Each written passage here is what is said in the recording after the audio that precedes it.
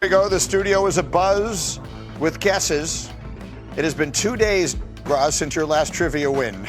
It has been 617 days since Bill Belichick's last win as a head coach. The question today is, who was his starting quarterback on that day? There's only two possibilities. I don't think anybody other than Mac Jones and Bailey Zappi started games for that team, which was a terrible team that only won 3 or 4 games and got in position to draft Drake May, so this wouldn't be an issue anymore. The consensus in the room seems to be that Bailey Zappi would be a funnier answer. I'm going to guess Bailey Zappi. It was December 24th, 2023. The Patriots beat the Broncos 26-23.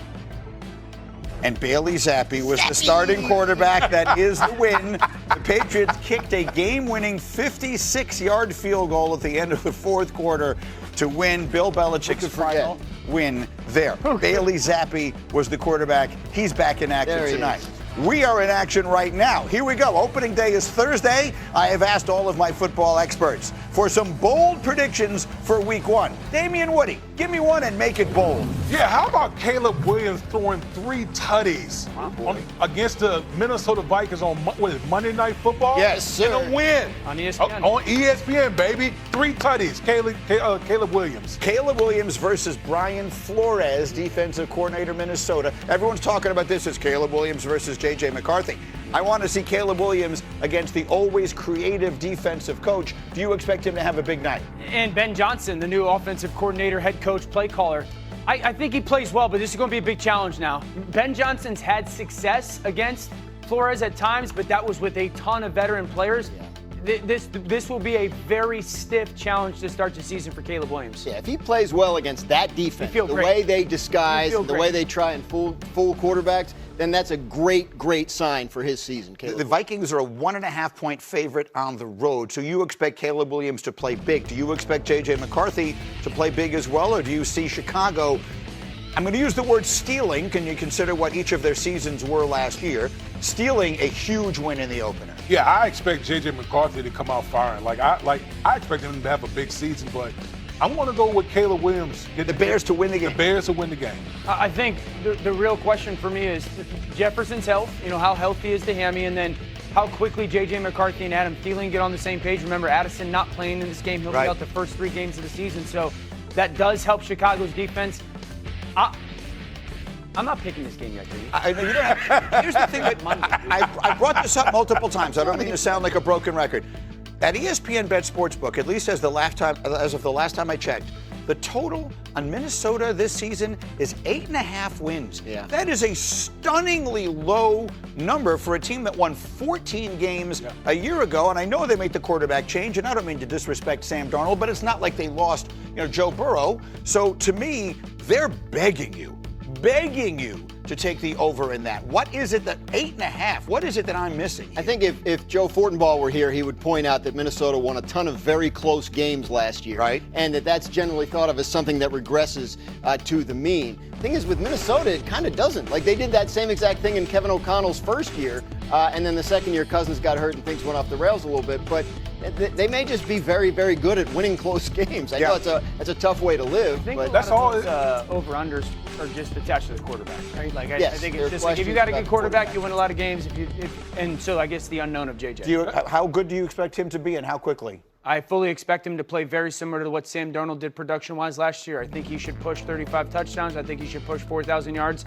And I think this team, if he plays average football, is an NFC Championship contender. The only thing I can guarantee you is that next Tuesday we will be overreacting like crazy to whatever happens in that Monday night game, Vikings at Bears, our first Monday game of this season. All right, next bold prediction. Graziano, give me something bold. The Jets are going to beat the Steelers. Okay. And Aaron Rodgers returned to the Meadowlands. The Jets have been very quiet.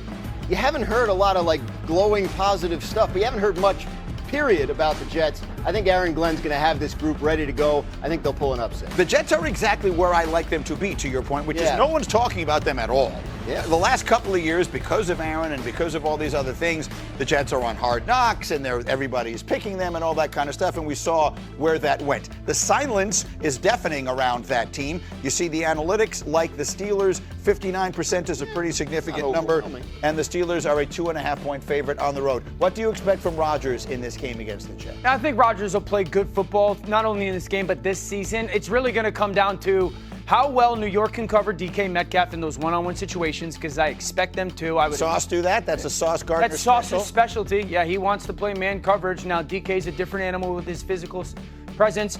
So I think that Aaron early and often will try to get DK the ball and take some shots down the field. Somebody else is going to have to step forward. I think a huge part of this game is how the Jets offensive line handles that Steelers defensive line. If they can, they'll keep themselves in the football game. What do you think, D? You obviously are very close to the Jets. You still got to practices and stuff and like that and see that. What do you expect in this fascinating opener as Aaron Rodgers returns to New York? Jets going to play a real specific brand of football. They're going to, like I've said before, the Jets should lead the league in rushing attempts. They want to run the football. I don't think Justin Fields is going to throw the ball a ton this whole season. They are going to physically pound teams, whether they win or lose. They're going to physically, it's going to be a physical toll on opponents when they play the Jets. Now, you were on the Jet team that went to the AFC Championship game with a rookie starting quarterback by leading the league in rushing and having the #1 defense in the league.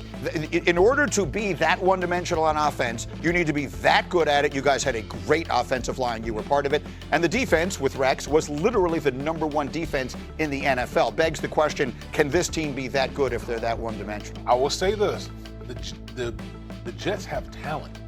They have talent on both sides of the ball. So, I know it's been quiet around the Jets, but don't sleep on the talent of the Jets. They got elite players on both sides of the football. Yeah, and one of them is Garrett Wilson. So let's get Heather Dinich in here, because we touched on this a little bit earlier. If you know Heather, as we do, then you know that she is a Steelers fan through and through, frequently with a terrible towel on TV and getting all excited and all that stuff. So you suggested it. We probably need a wager. I think we need a wager, and I know this is all JETS, just over here. But when the Steelers win, Greeny, I'm going to give you one of my 23 terrible towels, and you're going to wave it on TV, and you're going to do it like you mean it. Okay, so we will have that. And if when the Jets win this game, I will send you a jersey of my favorite player, Garrett Wilson, and you will have to wear that on TV as you were talking. What do you think of this wager? I think that's a pretty fair bet. How long does Greeny have to use the terrible towel on TV? Is it one and done, or? Well, we'll do it through the whole show. I'll have one for the show. We'll do it the regular. whole show, like Darlington spinning. Yeah, I mean, the number 6 comes to mind for me. 6 times. What do you expect in that game? What do you expect Rodgers going back? Yeah, I think the Steelers win the football game. I just don't think that the Jets are talented enough to outperform, but that should be a fourth quarter football game. I'm going to come stand by you. Yeah, I told you I want to play football for you. I like that one better. And so the Rodgers part of it here, going back, much more attention will be paid when he plays Green Bay, right? Obviously, that is a much bigger reunion or whatever. Distinguish himself to a greater extent there. Him against Green Bay, yes. But this game, again, whatever our personal feelings on it are, he's going to want to win this game badly, right? He's going to circle this. I'm just fascinated to see how the Steelers look on offense. I mean, we don't know yet about the offensive line. We don't know yet about the run game, and Aaron Rodgers hasn't been very good in the last 3 years. So I'm fascinated.